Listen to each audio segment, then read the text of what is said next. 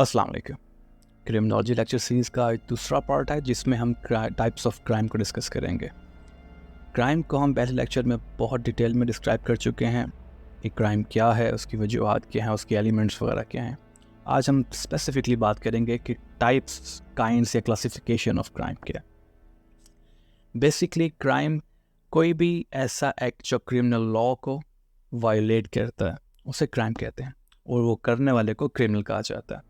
Sociologist और criminologist ने बहुत ज़्यादा क्राइम की इकसाम है, उनको 3 ब्रॉड कैटेगरीज में डिफ़ाइन किया है। नंबर 1 को कहा जाता है वाइट कॉलर क्राइम, नंबर 2 को कहा जाता है कॉर्पोरेट क्राइम और नंबर 3 पे आती है ऑर्गेनाइज्ड क्राइम। आइए इनको 1 बाय 1 डिफ़ाइन करते हैं। सबसे पहले आता है white collar crime. White collar crime हमारी सोसाइटी में सबसे ज़्यादा होने वाला क्राइम होता है। मोस्टली लोग इसको क्राइम की निगाह से देख नहीं रहे होते हैं।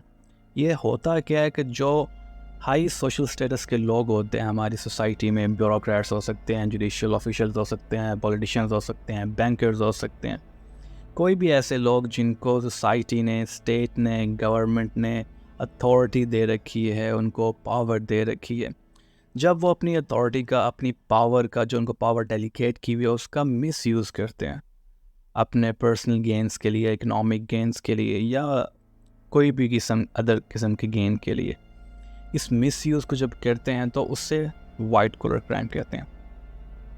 बहुत ही मशहूर सोशियोलॉजिस्ट है एडविन सदरलैंड, उसने इसको डिफ़ाइन किया कुछ अल्फाज में। वो कहते हैं a crime committed by a person of high social status and respectability during the course of his occupation. कोई भी ऐसा शख्स जो बहुत हाई सोशल स्टेटस पे फाइज है इस वक्त, कोई बड़ा ब्यूरोक्रेट हो सकता है, कोई जज हो सकता है, कोई जर्नल हो सकता है, कुछ भी हो सकता है जो एक हाई सोशल स्टेटस पे, जिस पे लोग एतबार करते हैं, जिसके पास अथॉरिटी है या जिसके पास पावर है।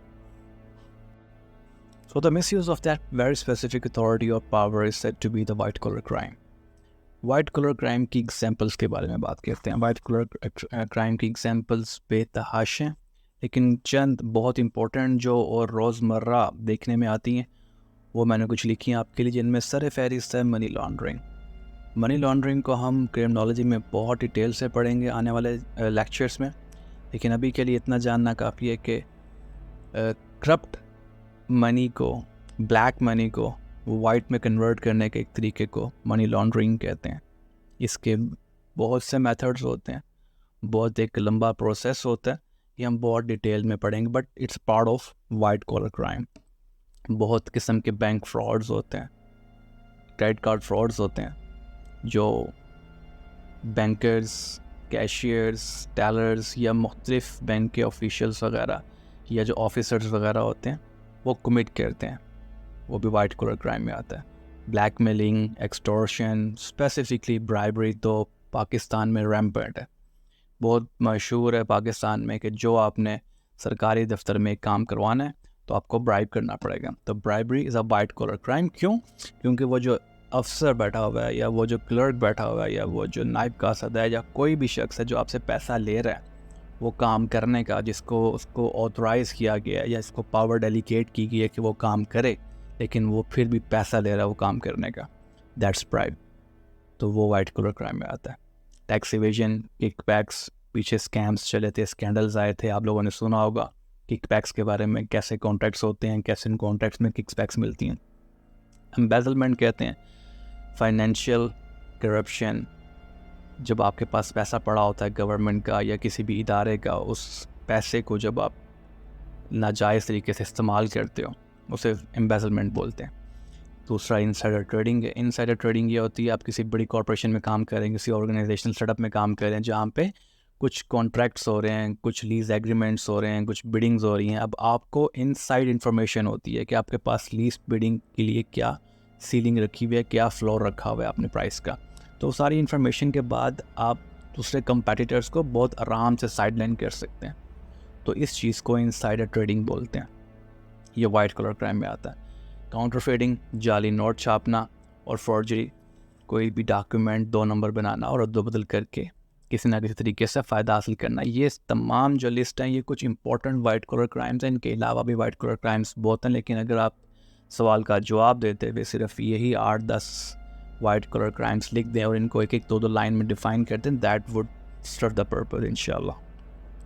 अब चलते हैं सेकंड कैटेगरी पर, जो कि है corporate crime.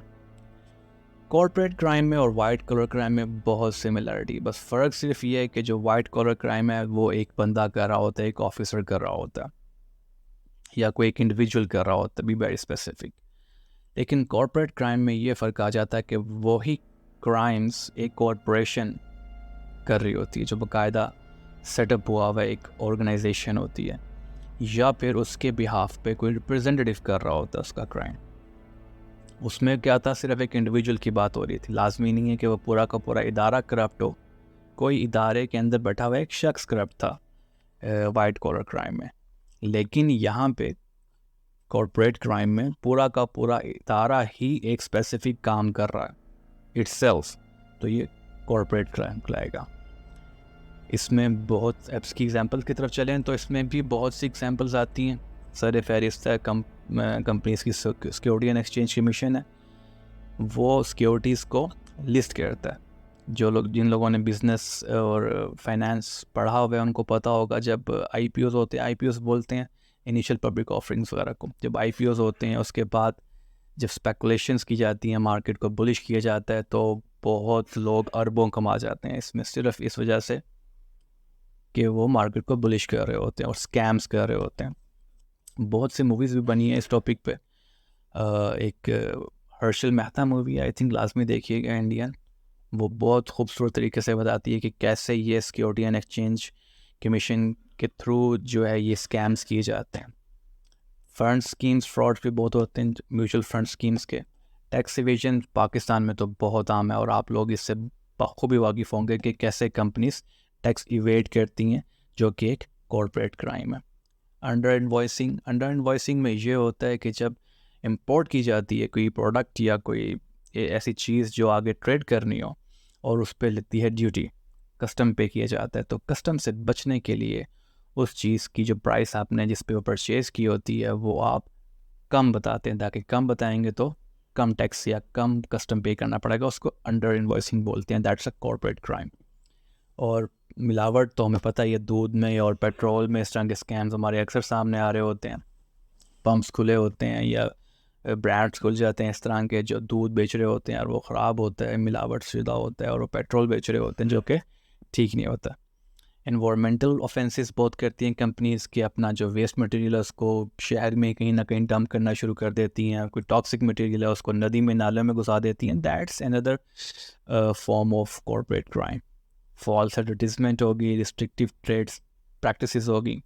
Restrictive trade practices में वो चीज़ें आती हैं जिसका गवर्नमेंट ने रिस्ट्रिक्शन लगाई हो कि ये आप लाइसेंस के बगैर नहीं कर सकते, या ये आप इस लिमिट से ज़्यादा एक्सीड नहीं कर सकते। एक मेडिसन है, उन्होंने बताया हुआ कि ये आप फ़लाँ क्वांटिटी से ज़्यादा सेल नहीं कर सकते, तो वो ब्लैक मार्केट में उनको ट्रेड कर रहे होते हैं, तो that is restrictive trade practices वो कर रहे होते हैं। That's another corporate crime.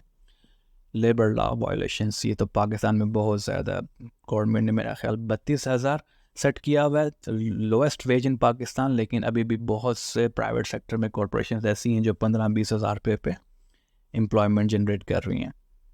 तो ये सारी मिला के आपकी बन जाती हैं कॉर्पोरेट क्राइम्स। अब बात करते हैं थर्ड कैटेगरी पे, जो कि है ऑर्गेनाइज्ड क्राइम। ये असल में अमलगमेशन है वाइट कॉलर क्राइम का और कॉर्पोरेट क्राइम का। कैसे कि इसमें जो ग्रुप्स होते हैं या नेटवर्क्स होते हैं, एंटरप्राइजेस होती हैं क्रिमिनल्स की, और वो एक हायरार्की में काम कर रहे होते हैं, डिफरेंट रोल्स एंड रिस्पॉन्सिबिलिटीज़ दी होती हैं उनको। एक ग्रुप है, एक नेटवर्क है, उसमें एक बॉस है और बाकी उसके वर्कर्स हैं, तो उनकी एक हायरार्की होती है क्रिमिनल्स की। एक स्पेसिफिक काइंड ऑफ क्राइम वो कमिट कर रहे होते हैं और उसमें अलग अलग बंदे के अलग अलग रोल्स होते हैं। मोस्टली इनमें एक जो उनका हेड होता है उसको ब्रेन बोला जाता है, वो ही प्लान करता है, इंस्ट्रक्ट करता है, और जो बाकी करने वाले होते हैं वर्कर्स, उनको मसल्स बोला जाता है। वो उनका काम होता है प्लान को एग्जीक्यूट करना, क्राइम को कमिट करना, पैसा कमाना, फिर वो पैसे की डिस्ट्रीब्यूशन वगैरह होती है अकॉर्डिंगली हो रही होती है। ये भी आप लोगों ने फ़िल्मों में और अपनी रियल लाइफ में बहुत देखा होगा। जब हम इनकी एग्जांपल्स के बारे में बात करेंगे तो आप चीज़ों को रिलेट कर सकेंगे। तो एग्जांपल में सबसे पहले जो इनकी एग्जांपल्स है वो ड्रग ट्रैफिकिंग है। आपने अक्सर सुना होगा ड्रग ट्रैफिकिंग रेकॉर्ड जो है ना पकड़ा गया। ह्यूमन एंड ऑर्गन ट्रैफिकिंग है, पाकिस्तान में बहुत ज़्यादा आम है, हो गया human and organ trafficking. Prostitution है, दुनिया में बहुत ज़्यादा आम है प्रोस्टिट्यूशन। व्हीकल थेफ्ट, ये भी बहुत ज़्यादा आम है व्हीकल थेफ्ट।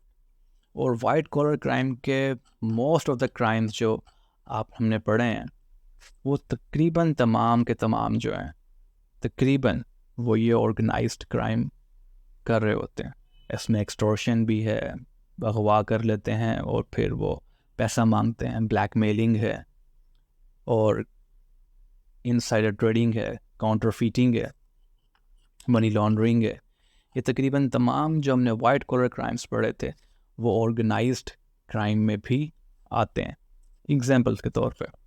अब रियल लाइफ एग्जाम्पल की बात करें अगर ऑर्गेनाइज्ड क्राइम में, ताकि आप चीज़ों को रिलेट कर सकें, एग्ज़ाम में भी लिखना पड़े तो आप लिख सकें, तो उसकी सबसे बड़ी मिसाल अगर आप हिस्ट्री में देखें तो सिसिलियन माफिया है। और अगर मॉडर्न हिस्ट्री में देखें तो आईसिस, अलकायदा, ये एक ऑर्गेनाइज्ड क्रिमिनल नेटवर्क था जो कि अभी भी है समहाउ।